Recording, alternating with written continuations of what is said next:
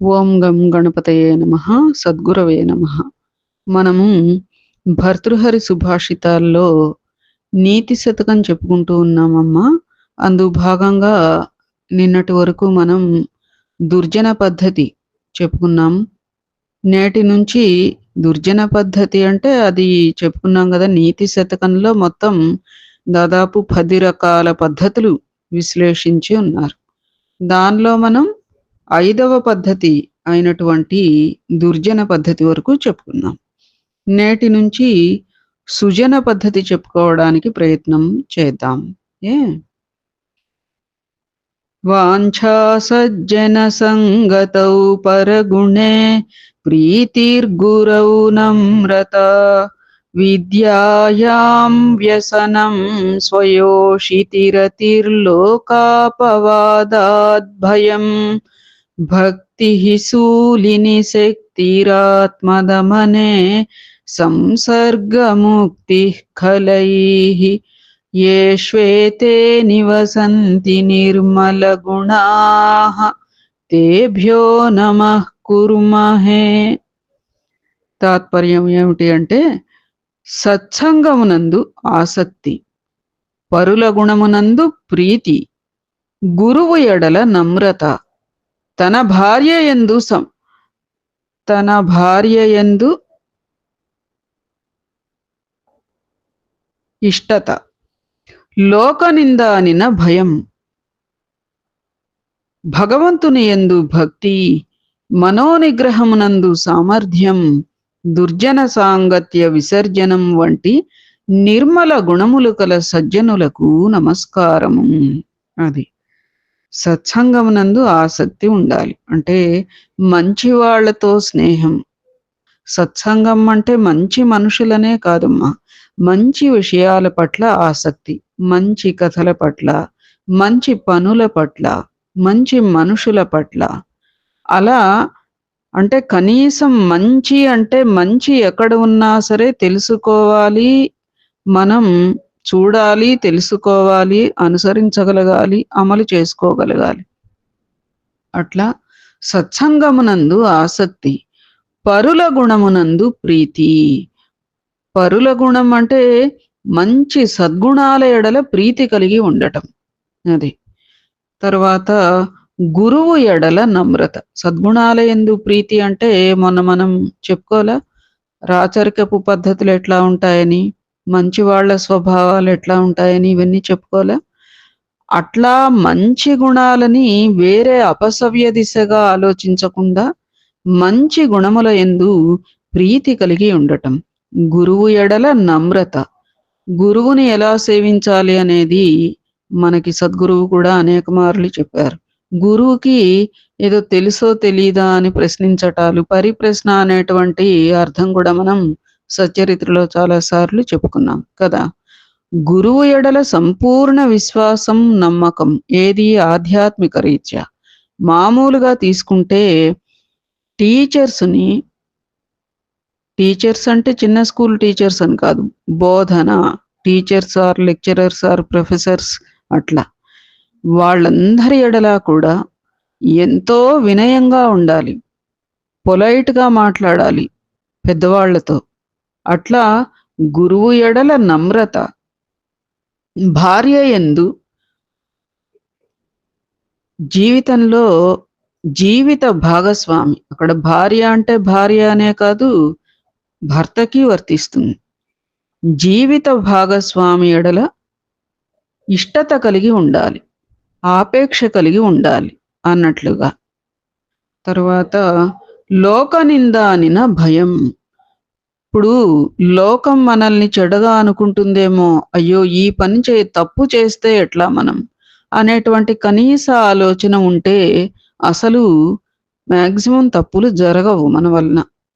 ఏమిటి అంటే మనం సంఘజీవులం. సంఘానికి వ్యతిరేకమైనటువంటి పనులు మనం ఎప్పుడూ కూడా చేయకూడదు. ఎవరేమనుకుంటారో అయ్యో అంటే మినిమం వీట్ల రీత్యా ఎవరేమనుకుంటే నాకేమిటి, నా ఇష్ట ప్రకారం నేనుంటా అనేటువంటి భావన కాకుండా సంఘంలో జీవిస్తున్నప్పుడు సంఘానికి అనుకు సారీ సంఘానికి అనుకూలంగానే వర్తించాలి. తగిన విధంగానే ప్రవర్తించాలి తప్ప, సంఘం ఏమన్నా నింద వేస్తుందేమో, లోక నింద అంటే సంఘమే మన ఎడల సంఘం మంచిగా ఆలోచించగలిగేటట్లుగా మన ప్రవర్తన ఉండాలమ్మా. అది. అందుకని అందరూ మనల్ని చక్కగా మంచిగానే మనకి కీర్తి ప్రతిష్టలు మనం తెచ్చుకోవాలి అనేటువంటి ఆలోచన దృక్పథంతో మెలగాలి అందరం కూడా. తర్వాత భగవంతుని యందు భక్తి, మనోనిగ్రహమునందు సామర్థ్యం. మనోనిగ్రహం అనేది చాలా అవసరం. అది ఇహపరాదుల విషయంలో కూడా చాలా అవసరం.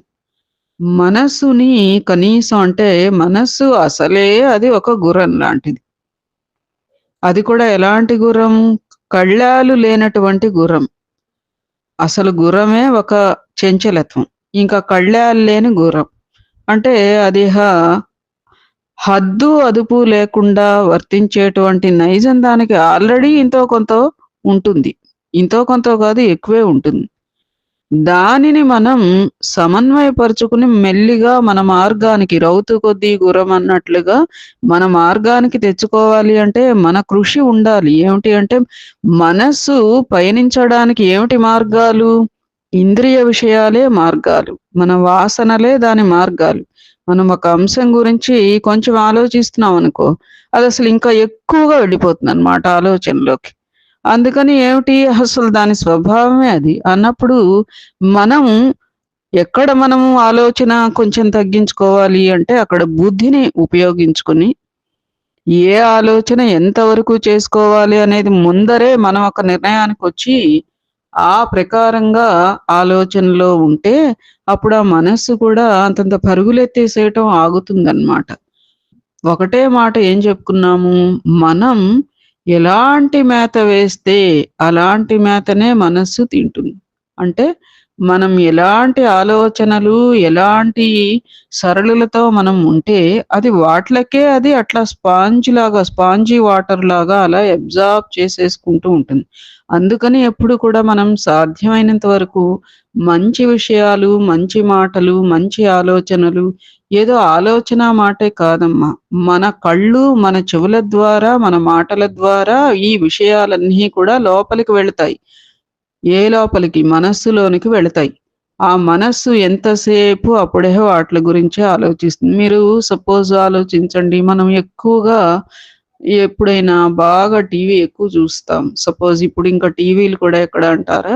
మొబైల్స్ విపరీతంగా మొబైల్ గానీ, ట్యాబ్ గానీ, ల్యాప్‌టాప్ గానీ ఇట్లాంటివి బాగా చూసేసి పడుకుంటే ఏదో అలసట మేర ఒక గంట నిద్ర పట్టినా తదుపరి ఆ మొబైల్‌లో చూసినటువంటివి అవన్నీ కూడా మైండు ఆ చూస్తున్నప్పుడు మనకొచ్చేటువంటి సందేహాలు, మన ఆలోచనలు, మనకి ఇష్టతలు వీటిల రీత్యా ఆ మైండు ఎంతసేపు వాట్ల గురించే మనస్సు ఆలోచిస్తూ ఉంటుంది. అవునా?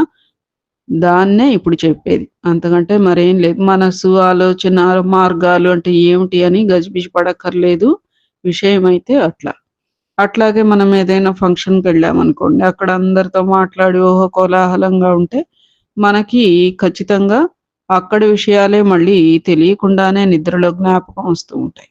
లేదు మేలుకునున్నా కూడా అవే విషయాలు జ్ఞాపకం వస్తూ ఉంటాయి. అంటే ఎందుకు? ఎక్కువ భాగం నువ్వక్కడ ఆ విషయాలలోనే ఉండబట్టి. ఉండబట్టి ఇంకా మనస్సు తొందరగా వెనక్కి రాదు. అట్లా అని మనం లౌకికులం గాబట్టి మరి మనం అనేక విషయాలలోనే చరిస్తూ ఉంటాం. మూవ్ అవుతూ ఉంటాం. అనేక రకాల ఆలోచనలతో, అనేక రకాల కేటగరీస్‌తో మనం మన జీవితం నడుపుతూ ఉంటాం. మరి ఆ ఆలోచనలన్నీ మనకి కంట్రోల్ అవ్వాలి అంటే మార్గం ఏమిటి? అవి కంట్రోల్ కాకపోతే మనస్సు ఇక్కడ అదుపు తప్పేస్తుంది గదా! మార్గం ఏమిటి అంటే దేనికి ఎంతవరకు మనం ఆలోచించాలి? ఏ ఆలోచనని మనం తక్కువ చేసుకోవాలి, ఏది ఎక్కువ చేసుకోవాలి అన్నట్లుగా అట్లా ఉండాలి. అది లేదు అనంటే ప్రాణాయామం. ప్రాణాయామం చేస్తే ఖచ్చితంగా మైండ్ కొంత కంట్రోల్ అయ్యి ప్రశాంతంగా మనస్సు ఉండేటువంటి అవకాశం 100కి 90 పాళ్ళు ఉంటుంది. ఏమ్మా? ఇంకా మాక్సిమం చేయగలిగిందేమిటి అంటే, సాధ్యమైనంత వరకు మంచి విషయాన్నే మనస్సుకి మేత వేస్తే, అది ఆ విషయంలో పడే ఆలోచన చేసుకుంటూ ఉంటుంది పాపం. అట్లా కూడా చూసుకోవాలి. సరేనా? ఆహ్, తరువాత ఇంకేం జెప్పారమ్మా? మనోనిగ్రహమునందు సామర్థ్యం, దుర్జన సాంగత్య విసర్జనం. దుర్జనులతో సాంగత్యం అనేదైతే ఖచ్చితంగా వదిలేసేయాలమ్మా. ఏంటంటే, ఇప్పుడు అందరు నా చుట్టూ అంతా చెడ్డవాళ్ళే. నేను మాత్రం మంచిగానే ఉన్నా అనేది కొంతవరకు నడుస్తుంది కాదనను. కానీ మనం మానవులం. ఎప్పుడో అప్పుడు మనకి కొన్ని బలహీనమైనటువంటి క్షణాలు ఉంటూ ఉంటాయి. ఆ టైంలో మనం ఒక్కసారి ఆలోచనలకి, ఆ వ్యసనాలలోకి, వీటిల్లోకి వెళ్ళామా అంటే, మరి దుర్జనులు మనపై జయాన్ని సాధించినట్లే గదా! వ్యసనం అంటే ఏదో హ్యాబిట్స్ అని అట్లా కూడా కాదమ్మా. అవి ఉంటాయి. అవి వ్యసనాలే. కానీ ఇంకా ఉంటాయి. ఏమిటి అంటే, ఇతరుల గురించి చెడుగా ఆలోచించటం. ఒకళ్ళు అభివృద్ధిలోకొస్తూ ఉంటే వాళ్ళ అభివృద్ధిని ఎట్లా ఆటంకపరచాలి. తర్వాత అకారణ కలహాలు, అకారణ కక్ష్యలు ఇటువంటివన్నీ కూడా దుర్జనుల సాంగత్యంతోనే వస్తాయి. ఫలితంగా మన ఫ్యూచర్ ప్లాన్స్, మన లైఫ్ యాంబిషన్స్ కూడా దెబ్బతినిపోయేటంత దుస్సాంగత్యాలు ఎన్నో ఈ లౌకిక పయనంలో ఉంటూ ఉంటాయి కాబట్టి, అందరము కూడా పిల్లలు ముఖ్యంగా పిల్లలంటే ఏదో చిన్న పిల్లలని కాదు. ఎవరి ఫ్యూచర్ ప్లాన్స్ వాళ్ళకుంటాయి గదా! పిల్లలైనా, పెద్దలైనా. అందరం కూడా దుర్జన సాంగత్యం అనేది మటుకు వాళ్ళు ధనవంతులు కానీ, వాళ్ళకి అందంగా ఉండని, లేదు వాళ్ళకింకా పేరు ప్రఖ్యాతులుండని ఇప్పుడు మొన్న చెప్పారు. దుర్జనుడికి ఏముండి ఏమిటి ప్రయోజనం? సంస్కారం అంటూ లేకపోయినాక అని చెప్పి. అట్లా వాళ్ళవి లౌకికంగా ఎంతో హై రేంజ్‌లో కొన్ని క్వాలిటీస్ ఉన్నప్పటికీ కూడా, వాళ్ళ స్నేహం అనేది ఎప్పటికైనా చెరిపే కాబట్టి, అది ఆహ్, ఏమంటారు? పెరుగుట విరుగుట కొరకే అన్నట్లు కాకుండా, ముందరే తెలుసుకొని నియంత్రించుకోవటం అనేది చాలా మంచిది. నియంత్రణ కూడా కాదు, విసర్జించటమే. నియంత్రణ అంటే ఇంకా కంట్రోల్ దీనిగా. అట్లా కాకుండా విసర్జించటం. పూర్తిగా దుర్జన సాంగత్యాన్ని వదిలివేయాలి అన్నట్లుగా. ఇలాంటి నిర్మల గుణములు కలిగినటువంటి సజ్జనులకు నమస్కారం. ఎవరికైతే జీవితంలో ఈ పైన చెప్పుకున్నటువంటి గుణాలు ఏమిటి?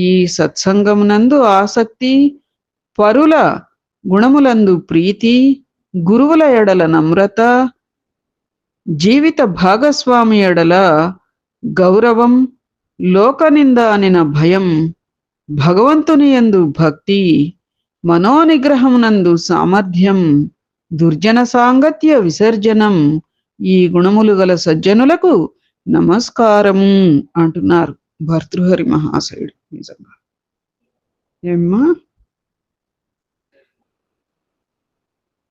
తదుపరి శ్లోకం చెప్పుకుందామా?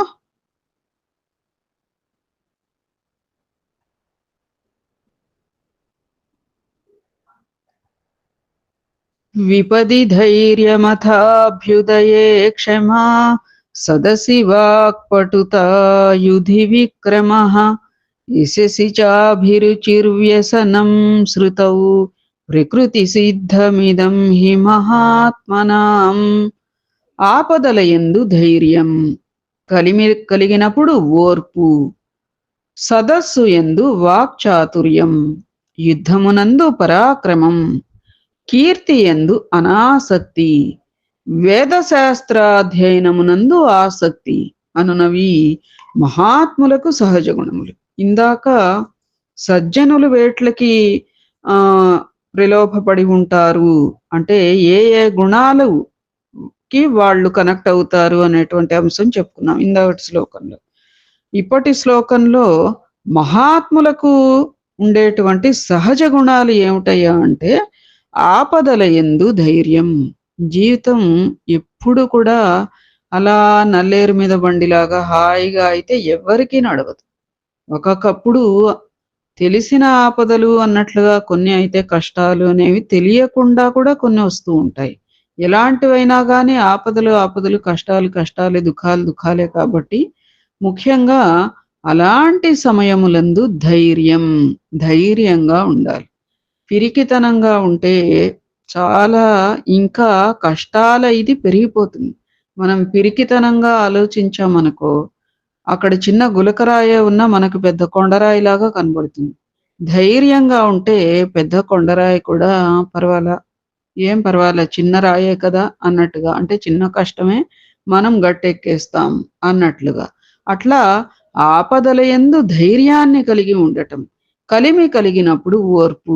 బాగా సంపదలు, సుఖము భగవత్ కృప వలన గత జన్మ యొక్క సుకర్మ వలన, మంచి కర్మల వలన, పుణ్యం వలన ఈ జన్మలో చక్కగా సుఖ సంపదలు కలిగితే ఓర్పుగా ఉండాలి.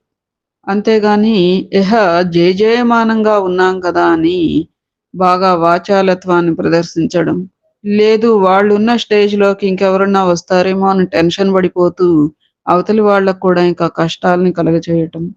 తర్వాత ధనహీనుల ఎడల జాలి, దయ లేకపోవటం. ఇలాంటివి కాకుండా కలిమి కలిగినప్పుడే అసలు ఇంకా ఓర్పుగా ఉండాలి. ఇంకా మంచి ఆలోచనా సరళి ఇంకా పెరగాలి. మనం ఒక స్టెప్ ఏ విషయంలో అయినా సరే ఎక్కాము అంటే పైకి, వెంటనే మన మీద బాధ్యత భగవంతుడు పెంచినట్లు లెక్క తప్ప, "ఆ! నాయనా ఇహ నువ్వు తల ఎగరేసేసేయి. నీ ఇష్టారాజ్యంగా వర్తించు. అందరిని బాధ పెట్టేసేయి. అందరిని ఏవగించుకోపో" అని వదలటానికి మనల్ని స్టెప్స్ ఎక్కించటంలా అక్కడ భగవంతుడు, మన మీద ఇంకా బాధ్యత పెట్టి, నీకు నేను ఇంతటి ఇది ప్రసాదిస్తున్నాను కాబట్టి, నీ యొక్క స నీ దీని వరకు అంటే, నీ చేతిలో ఉన్నంత వరకు, నీ పరిధి మేర తప్పనిసరిగా నువ్వు లోకోపకారం చెయ్యి అన్నట్లుగా అక్కడ అర్థంగా తీసుకోవాలి తప్ప, ఇహ ఇంక దేవుడు మనింట్లోనే ఉన్నాడు కాబట్టే నేనిట్ట వెలిగిపోతున్నా అన్నట్లుగా ఉండకూడదు. మొన్న మధ్య కూడా మనం చెప్పుకున్నాం. పూర్తి భాగ్యవంతులు, పూర్తి దరిద్రులు ఎవ్వరూ లేరు ఈ జగత్తులో. ప్రతి వాళ్ళకి కూడా శుభాశుభ మిశ్రమ జీవితాన్ని భగవంతుడు ఇస్తాడు. ఏదైనా కొన్ని కర్మవశాత్తు కొంచెం హెచ్చుతగ్గులు ఉన్నా కూడా అప్పుడు ముఖ్యంగా ఇలాంటి లక్షణాలు సదా జ్ఞాపకం పెట్టుకోవాలి. ఏమిటి? బాధలలో ఉంటే ధైర్యంగా ఉండాలి. ఈ రోజు కాతే రేపైనా మనం నెగ్గుతాం అనేటువంటి ఆత్మవిశ్వాసంతో భగవత్ కృషి కూడా, భగవంతుని ఆరాధన కూడా ఒక పక్కన చేస్తూ ఉండి, కృషి చేసుకుంటూ ఉంటే తప్పనిసరిగా విజయం ఏనాటికైనా వస్తుంది అనే ధైర్యంగా ఉండటం. అట్లాగే బాగా సుఖంగా మలుగుతున్న వాళ్ళు, సుఖ సంపదలతో ఉంటున్న వాళ్ళు ఓర్పుగా ఉండటం. రెండోది, మూడో మాట ఏం చెప్పారు? సదస్సునందు వాక్చాతుర్యం. సభలో ఎప్పుడు కూడా వాక్చాతుర్యం అనేది ఉంటేనే నువ్వు సభలోకి ప్రవేశించాలి. లేకపోతే మొన్న మనం మూర్ఖ పద్ధతుల్లో చెప్పలా? బ్రహ్మదేవుడు ఒక వరం ఇచ్చాడు. ఏమిటి అంటే మౌనమే అది బెస్ట్ మూర్ఖులకి అని చెప్పి చెప్పుకున్నాం. అట్లా అట్లా కాకుండా సభలోకి వెళ్లారు అంటే మంచి వాక్చాతుర్యం ఉంటేనే వెళ్ళాలి సభకి. అది. అలా కొంతమందికి వాక్చాతుర్యం ఉన్నా కూడా సభను చూసి మౌనం అయిపోతారు. స్టేజ్ ఫియర్ అంటాం చూడండి మనం అట్లా. అలా కూడా ఉండకూడదు. సభలో వాక్చాతుర్యం, యుద్ధమునందు పరాక్రమం. ఇప్పుడు అందరం యుద్ధాలకెళ్ళంగా మరి. ఇక్కడ యుద్ధము అంటే మన జీవితాలు అన్నట్లుగా. మన జీవితాలలో మనం ఎప్పుడూ కూడా ఎన్ని ఆటుపోటులు, ఎన్ని ఒడిదుడుకులు, ఎన్ని కష్టాలు వచ్చినా కూడా మంచి పరాక్రమం అంటే ధైర్యాన్ని మనస్సు నుండి, ధైర్యం అంటే ఇక్కడ డిప్రెషన్ అన్నట్టుగా డిప్రెషన్ రాకుండా ఉండటమే ధైర్యంగా ఉండటం. అట్లా పరాక్రమంగా మనకి మనం ఉండాలి. కీర్తి యందు అనాసక్తి అది. కీర్తి అంటే సహజంగా దానంతట అదే వచ్చేటువంటి కీర్తి ఉంటుంది. అలా కాకుండా ఇప్పుడు ఒక స్పీచ్ ఇచ్చి చప్పట్లు కొట్టండి అని చెప్పి సాంగ్‌ని చేసి కొట్టించుకుంటే అది నీకు కీర్తి అవుతుందా? లేదు. అవతలి వాళ్ళ మనసులలోంచి రావాలి. అది నీకు కీర్తిప్రదం అవుతుంది. అట్లా ఏ పనైనా సరే, ఏ విషయమైనా సరే, ఎంతసేపు ఇతరుల మెచ్చుకోలు కోసమే పనిచేసి మనల్ని పొగిడితేనే మనం పని చేసే స్థాయికి ఎప్పుడూ కూడా రాకూడదు.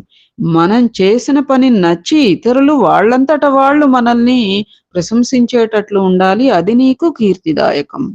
తర్వాత వేద శాస్త్ర అధ్యయనమునందు ఆసక్తి అనునవి మహాత్ములకు సహజ గుణాలు. ఎవరికైతే ఈ గుణాలన్నీ ఉన్నాయో వాళ్ళు మహాత్ములే అన్నట్లుగా. ఎందుకంటే వాళ్ళకవి అవేవో ట్రైనింగులు తీసుకుంటేను ఇంకోటైతే కాదు. ఎక్కడన్నా చదువుకుంటేను వచ్చే గుణాలు కావు. These are all by birth qualities అన్నమాట. నెక్స్టు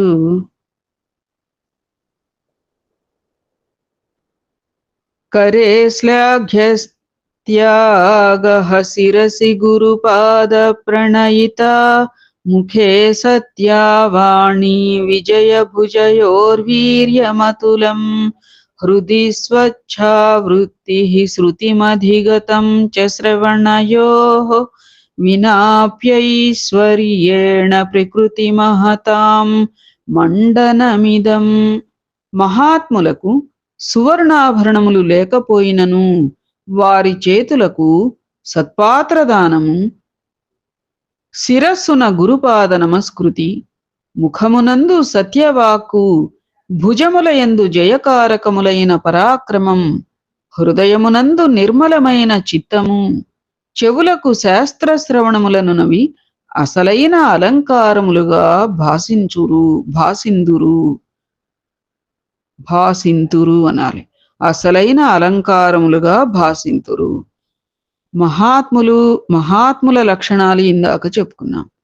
ఆ మహాత్ములకిట సువర్ణాభరణాలు లేకపోయినా వాళ్ళు ఓహో ఇన్నని బంగారపు నగలు, లేటెస్ట్ ఫ్యాషన్ ఇవన్నీ కూడా ఏవి వేసుకోకపోయినా గాని ఏమిటి అంటే వారి చేతులకు సత్పాత్ర దానం, చేతులకి రకరకాల గాజులు, బ్రేస్లెట్స్ ఇంకోటి ఏమిటున్నాయో అవన్నీ కూడా ఉంగరాలు, ఇవన్నీ కూడా వేసుకోకపోయినా వాళ్ళ చేతులకి గొప్ప అలంకారం ఏమిటి అంటే దానం. అది కూడా ఎలాంటి దానం? సత్పాత్ర దానం. పాత్రత కలిగి అర్హత తెలుసుకుని దానం చేయడమే సత్పాత్ర దానం. అది వద్దు మొర్రో అంటున్నా గాని దానాలు చేస్తే అది అపాత్ర దానం.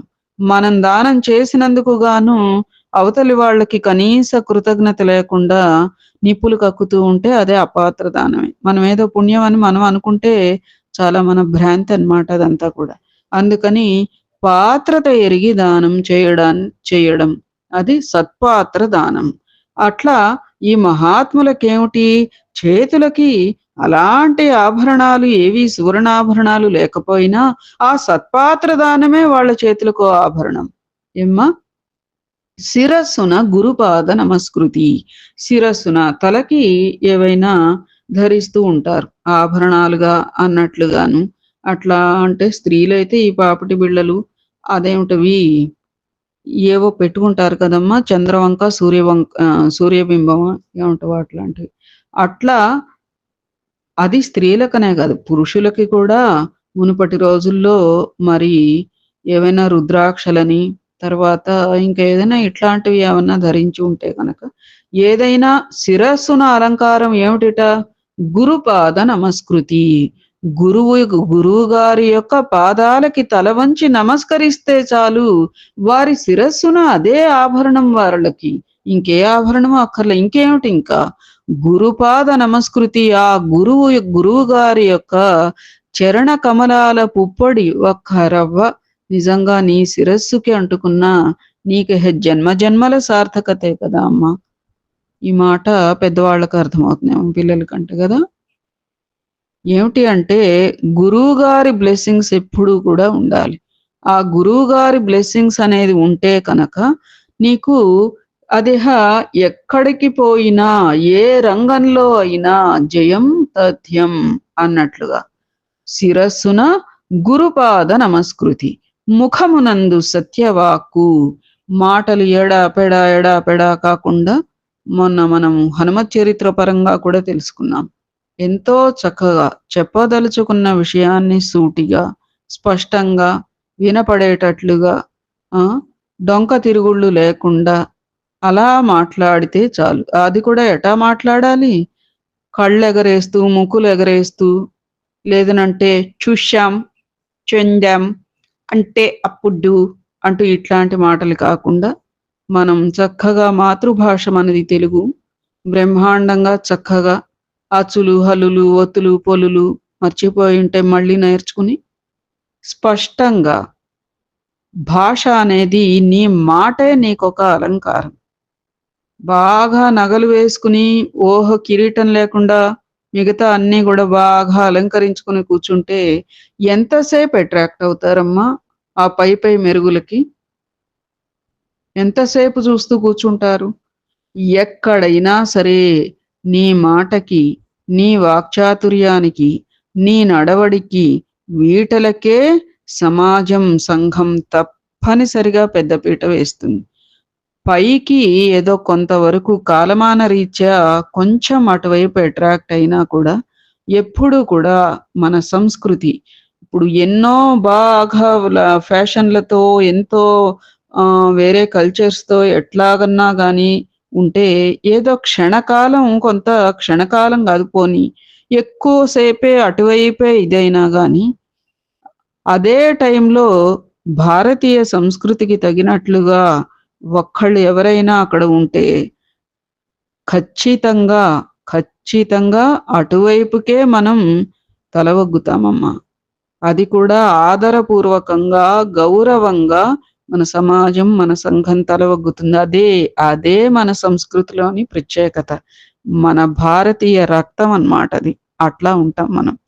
కాబట్టి అలాగే భాష కూడా చాలా ప్రధానం. మాట్లాడేటప్పుడు కళ్ళు, ముక్కులు ఎగరేస్తూ, చెవులెగరేస్తూ, చేతులు చేతులతో ఆకాశాన్ని పట్టుకుంటూ, ఆ! కాళ్ళతోనేమో నేలను తొక్కేసేస్తూ, కనీసం నిలబడలేకుండా, ఇంత వికార లక్షణాలు చేస్తూ, అలా కాకుండా, ఒక చోట కాస్త స్థిరంగా నుంచుని, అవతలి మనిషి కళ్ళలోకి సూటిగా చూస్తూ ఉంటే, మన యొక్క ఆదరణ, మన గౌరవం, మనం చెప్పేటువంటి మాటకి తగినటువంటి భావన ఆ కళ్ళలో కనిపిస్తూ చూడాలి తప్ప వేరే కాదు. ఏ అట్లా ఉంటూ మంచి వాక్కు మనం ఇయ్యగలగాలి అవతలి వాళ్ళకి. మన ప్రెజెంటేషన్ అలా ఉండాలి తప్ప, ఇంక మిగతా వాట్లకుంటే ఏదో అదంతా కూడా టెంపరరీ తప్ప పర్మనెంట్ ఇదైతే కాదమ్మా. అది. తర్వాత ఆహ్ భుజములయందు జయకారకములైన పరాక్రమం. ఇంతకీ అలాంటి వాక్కుంటే కనుక, ముఖంలో ఎలాంటి సువర్ణాభరణాలు ధరించకపోయినా, ఆ వాక్కే గొప్ప ఆభరణం అన్నట్లుగా. అప్పుడు చెప్పుకోలా మొన్న అదేదో పద్ధతిలో సుజాన పద్ధతి కాదు. హ్మ్. హ్మ్.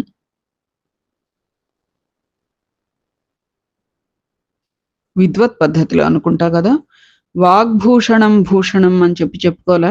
అట్లా. తర్వాత భుజముల యందు కూడా నీకు ఏ ఆభరణాలు లేకపోయినా పరాక్రమం అనేటువంటి ఆభరణం చాలు. హృదయమునందు నిర్మలమైన చిత్తం అది. మనస్సు అలజడిగా లేకుండా ప్రశాంతంగా సాటి మనుషుల పట్ల దయ, జాలి, కనీస ఆపేక్ష అలాంటి దృక్పథాలుతోనే నిర్మలమైన చిత్తం. సత్వగుణం ఎట్లా వస్తుంది మరి? ఇలాంటివన్నీ ఉంటేనే సత్వగుణం వర్ధిల్లుతుంది, పెంపొందుతుంది. అట్లా హృదయమునందు నిర్మలమైన చిత్తం ఉండుటయే గొప్ప ఆభరణం. చెవులకు శాస్త్ర శ్రవణములు అనునవి అసలైన అలంకారములుగా భాసింతురు. చెవులకి అదిగో నిజంగా ఏమిటోలే. అసలు చెవుందనేదే కనపడదు. అంతంత ఆభరణాలు ఆ! లేదా అసలే ఉండవు. అతివృష్టి, అనావృష్టి అన్నమాట. అట్లా కాకుండా శాస్త్ర శ్రవణములననవి అంటే శాస్త్రాలెక్కడ కూర్చొని చదువుకుంటాం అని కాదక్కడ. అక్కడేమిటి అంటే అర్థం మంచి మాటలుగా తీసుకోండి. మంచి మాటలు వినటం. మంచి విషయాలు వినడానికి ఆసక్తి కలిగి ఉండటం. మంచి సంగీతం. స మంచి విషయాలు వింటేనే మనస్సు నిర్మలమవుతుంది. అలాగే మనం ఏదైనా కానియండమ్మా కథలు గాని, తర్వాత మరి పాటల పరంగా గాని, మాటల పరంగా గాని ఇలాంటివన్నీ కూడా మంచిగా ప్రశాంతత కలిగించే విధంగా ఉండాలి తప్ప అసలే మనసు కొంగలు తొక్కిన మరిలాగా ఉంటుంది. ఇంక దానికి తోడు మనం ఇలాంటివి గూడా చేశామా అంటే అది ఇంకా విజృంభించేస్తుంది. మరి ఆరోగ్యాలు ఎందుకు దెబ్బతింటున్నాయి? మునుపటి వాళ్ళకిను, ఇప్పటి వాళ్ళకి పోలిస్తే మరి ఎంత వ్యత్యాసం ఉంటోంది. మునుపు 55 ఏళ్ళు, 60 ఏళ్ళు, 55 ఏళ్ళు మాక్సిమం అప్పుడు వచ్చేవి బీపీలు, షుగర్‌లు. ఇప్పుడు మరి 30 ఏళ్ల వాళ్ళు, 25 ఏళ్ల వాళ్ళు కూడా కాలేజ్‌కెళ్తూ బీపీ మందేసుకెళ్ళే వాళ్ళు ఉన్నారట. 30 ఏళ్ల వాళ్ళ నుంచి సరే సరి. అట్లా మరి ఈ వికారాలన్నీ ఎందుకొస్తున్నాయి? ఇప్పుడు హెరిడిటరీ వైస్ అనేది అయితే ఎవరైం చేయగలిగింది లేదు. కానీ ఎక్కువ భాగం శరీర ఆరోగ్యం దెబ్బతినడానికి కారణం మనస్సు నిర్మలంగా లేకపోవటం, రకరకాలుగా అసలు అలజడిగా ఉండటం గూడా కారణం కావచ్చు. ఏమ్మా! ఇవన్నీ కూడా ఇవాళ మరి ఈ 3 శ్లోకాలకే 30 నిమిషాలు దాటిపోయింది కాబట్టి, ఈ 3 శ్లోకాలతోనే ఈ రోజును ముగించుకుందాం. తదుపరి రేపు కొనసాగించుకోవడానికి ప్రయత్నం చేద్దాం. జై శ్రీరామ్. సద్గురవే నమః. శ్రీమాత్రే నమః.